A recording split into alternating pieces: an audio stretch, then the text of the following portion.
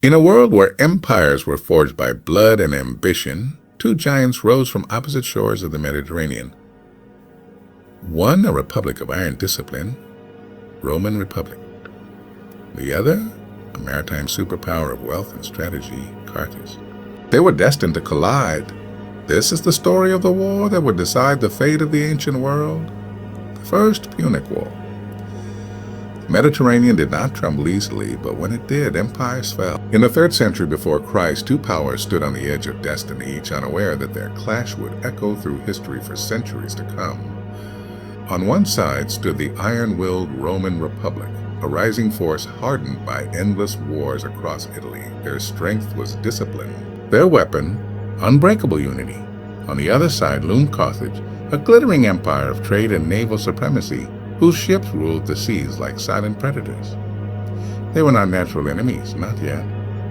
But fate has a way of pulling rivals into collision. At the heart of it all lay Sicily, a land of fertile plains, strategic ports, and immense wealth. Whoever controlled Sicily controlled the Mediterranean, and in the shadows of this island, a single spark would ignite a war. The city of Mylae was in chaos. Mercenaries known as the Mamertines had seized it, ruling through fear and desperation.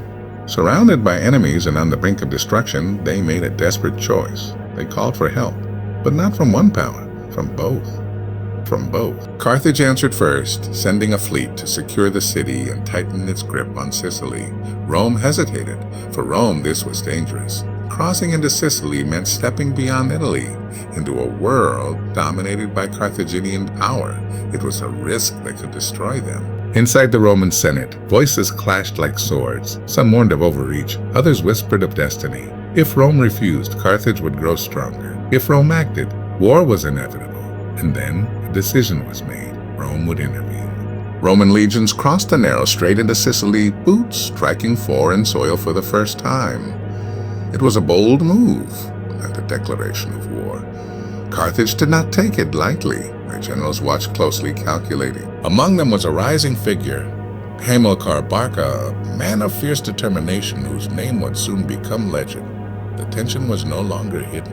It was alive, breathing, growing. Soon, swords would clash. Soon, ships would burn. Soon, the Mediterranean would drown in blood. But there was one brutal truth that hung over Rome like a shadow. They were about to fight a naval superpower without a navy. And as Carthaginian warships gathered along the horizon, their sails dark against the rising sun, Rome stood at the edge of a war it was not prepared to fight. Would this bold gamble mark the rise of Rome or its destruction? The sea was no longer a boundary. It was a battlefield. As Roman legions dug into the soil of Sicily, Carthage tightened its grip on the waters that surrounded it. Their ships, sleek quinqueremes, cut through the waves with terrifying precision, commanded by seasoned captains who had spent their lives mastering the rhythm of the sea. Rome, however, had none of that. In the docks along the Italian coast, Roman officials stared at a captured Carthaginian vessel. Its design was foreign, its craftsmanship intimidating. But to Rome, it was not an obstacle. It was a blueprint, a copy, a magistrate order. His voice firm. Build me a fleet. And so they did. Forests fell. Shipyards roared to life. Thousands of hands worked day and night. Farmers became rowers. Soldiers became sailors. Within months, Rome, an empire of land, gave birth to a navy. But ships alone would not win this war. A Roman engineer, his mind sharp with innovation, presented something new, something ruthless. A wooden bridge, iron-tipped, hinged. The corvus, he called it, a device designed not to fight at sea, but to turn sea into land. The first true test came at the Battle of Mylae. The horizon shimmered with tension as Carthaginian ships approached, confident, almost amused. They had crushed countless enemies before. What threat could Rome possibly pose on water? On the Roman flagship, a young commander stood watching, Gaius Duilius. Hold steady, he commanded, gripping the railing as waves crashed below. The Carthaginian fleet advanced, their prows slicing the sea, aiming to ram and shatter the inexperienced Roman line. And now, Duilius shouted. With a thunderous crack, the corvus dropped, wood slammed against wood, iron bit into deck. Roman soldiers surged forward, shields raised, swords drawn, turning ships into battlefields. The Carthaginian captain staggered back in disbelief. This is not a naval battle, he shouted. Oh no, A Roman legionary replied coldly, stepping forward. It's a Roman one. Steel clashed. Blood spilled. The tide turned against all odds. Rome won, but victory came at a cost. The sea was merciless. The storms rose without warning, swallowing entire fleets. Roman ships heavy with the corvus capsized in violent waves. Thousands drowned, their armor dragging into darkness. In the Senate, tension grew. How many lives will this war consume? One senator demanded. As many as it takes, another replied. Or we surrender the future to Carthage. Meanwhile, in Sicily, the war burned on. There, Hamilcar Barca waged a different kind of war, not open battle, but shadows. Roman patrols vanished in the hills. Supply lines were ambushed. Camps attacked under the cover of night. His soldiers struck like ghosts, then disappeared into the rugged terrain. A Roman officer, breathing heavily after a sudden raid, muttered, "We fight men we cannot see." Hamilcar watched from a distance, calm and calculating. "I'll let them fear the land as much as the sea," he said quietly. Years passed. Victories were won, then lost. Both empires bled. Gold ran thin. Armies grew weary. But neither side would yield, because this war was no longer about Sicily. It was about supremacy. And then, just when Rome seemed to gain momentum, disaster struck. A massive storm descended upon their fleet, waves towering like walls, wind screaming like war cries. Ships splintered, men vanished beneath the chaos. By dawn, hundreds of Roman vessels were gone. Silence followed. Back in Rome, the news spread like fire. Faces turned pale, hope flickered, and the sea itself chosen a side. And as Carthage regrouped, watching their enemy falter, a single question lingered in the air.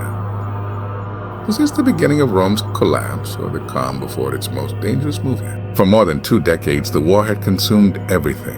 Gold gone, armies shattered, hope fading.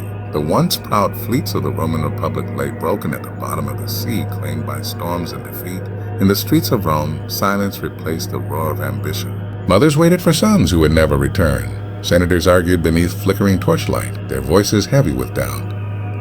Enough, one elder finally said, rising slowly. If we cannot win, we will cease to exist. But Rome did not surrender.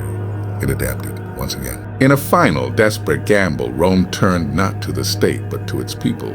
Wealthy citizens, merchants, and nobles poured their fortunes into a new fleet. No grand celebrations, no false confidence, only determination. Shipyards echoed once more. But this time, something was different. The heavy corvus, once Rome's advantage, had become its weakness in storms. It was abandoned. Roman ships were rebuilt, lighter, faster, deadlier. Across the sea, Carthage watched carefully. They too were exhausted. Their treasury strained, their empire stretched thin, yet pride remained. "We have ruled these waters for generations," a Carthaginian commander declared. "Rome cannot take that from us." But even empires can misjudge the moment. The final act would unfold at the Battle of the Aegates Islands. Dawn broke over a restless. Roman ships moved with quiet precision, their crews hardened by years of loss. No arrogance remained, only focus. On the flagship, a Roman commander gazed across the horizon. "This ends today," he whispered. Carthaginian vessels appeared soon after, heavy with supplies, less prepared for combat. They had expected to reinforce, not to fight. It was their fatal mistake. The clash was swift and merciless. Roman ships surged forward, striking with coordination sharpened by desperation. Without the corvus, this was a battle of maneuver and discipline. And Rome had learned. Oars thundered. Hulls collided. Arrows darkened the sky. A Carthaginian sailor shouted panic in his voice. They've changed. These are not the same Romans. No, they weren't. They were survivors. One by one, Carthaginian ships fell some. Others sank beneath the waves, their crews swallowed by the sea that had once been their greatest ally. By midday, it was over. Carthage had lost. The terms were harsh. Carthage surrendered Sicily, the jewel of the Mediterranean. They paid a massive indemnity to Rome. And for the first time in history, Rome stood as a naval power. But victory came with a cost that could never be measured. Back in Rome, celebrations were quiet. Triumphs felt hollow. Too many names were gone. Too many futures erased. A returning soldier standing before his home hesitated before knocking. Would anyone answer? This was not glory. This was survival. Yet from the ashes of war, something greater had emerged. The Roman Republic was no longer just a power of land. It had stepped onto the world stage. Stronger, sharper, more dangerous. And Carthage, though defeated, stood destroyed. In the shadows, a young boy listened to the stories of this war. He heard of Rome's rise, of Carthage's humiliation. His name was Hannibal Barca. And in his heart, a fire began to grow. Studio closing narration Hook history would remember this war as the beginning of Rome's dominance. But in truth, it was only the opening chapter of something far greater. Because peace is often just a silence before a storm. And the next storm would bring an army across the mountains, war elephants through the snow, and fear to the very gates of Rome. The legend of Hannibal is about to begin.